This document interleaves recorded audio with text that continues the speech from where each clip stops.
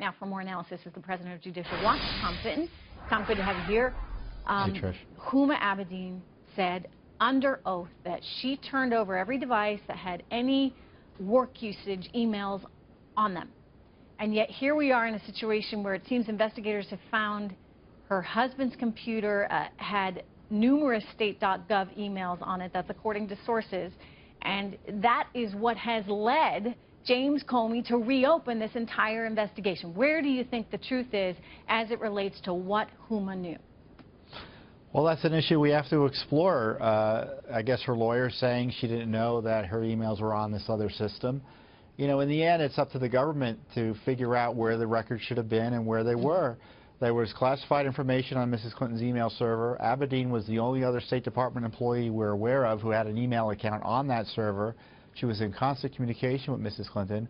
We've been releasing documents from Abedin's email systems, or emails that she did turn over to the State Department, almost once a month.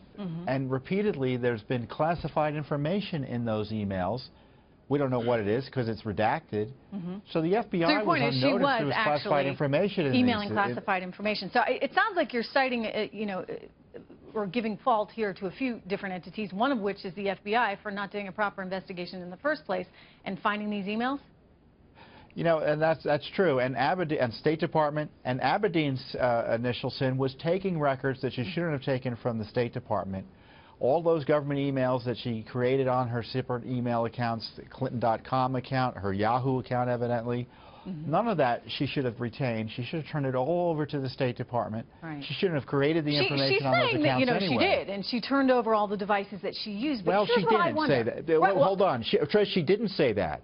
She said she turned over her computers to her lawyers, to her knowledge. and her lawyers never told us or the court, as the court requested, that they turned over all the emails. So here's my question. So suppose we take her at her word, and she didn't know that all these emails were on the home computer that she shared with her husband, Anthony Weiner.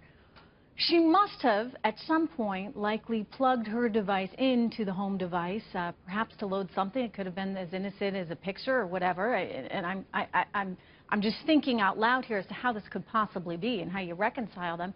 And then somehow everything got loaded onto his device. But either way you slice it, whether she lied, whether she didn't lie, you're left with the knowledge that our classified information, our country's secrets, were somehow loaded onto his computer, whether she intentionally did it or not. That seems to be a real problem, Tom, and maybe gets back to this whole idea of the private server and just exactly a carelessness with classified information overall. Well, that's why it's illegal to keep classified information on non-governmental servers in insecure places, unsecure places. Abedin and Hillary Clinton left classified information on the internet equivalent of a park bench. You know, frankly, Mr. Weiner having access to that information would be the least of our problems, given the fact that the Russians might have, the Iranians, the Chinese, who else knew? And the FBI has said that it's almost certain that they were that information was breached. A lot of questions that need to get nationals. answered soon. Tom, good to have you here. Thank you so much.